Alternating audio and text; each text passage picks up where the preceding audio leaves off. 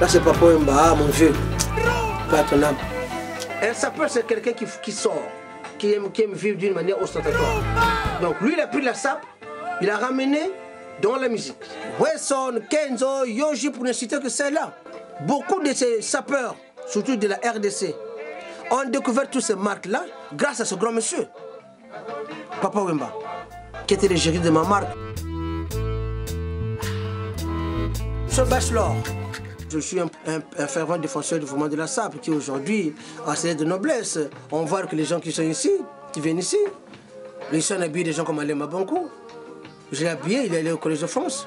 Dieu merci, il a été mis parmi les hommes les plus élégants par le magazine Monsieur, Monsieur qui parle de la mode depuis 1920 à Paris.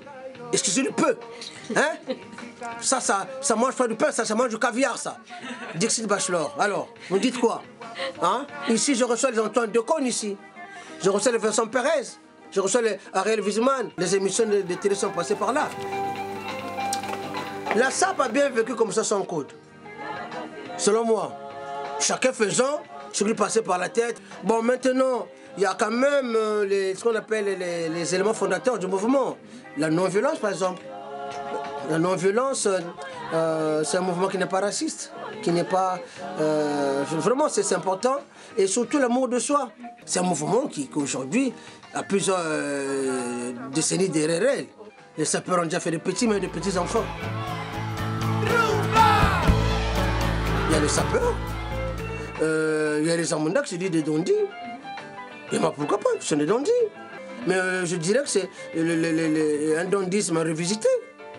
Mais un dondisme avec une certaine africanité. Et c'est sans cela comment ça me parle. Or, c'est ces enfants-là, nés ici, qui ont la culture française, donc qui sont français de nationalité pour la plupart, qui ramènent dans leur façon de voir la vie, en tout cas sur le plan vestimentaire, une certaine africanité, mais assumée.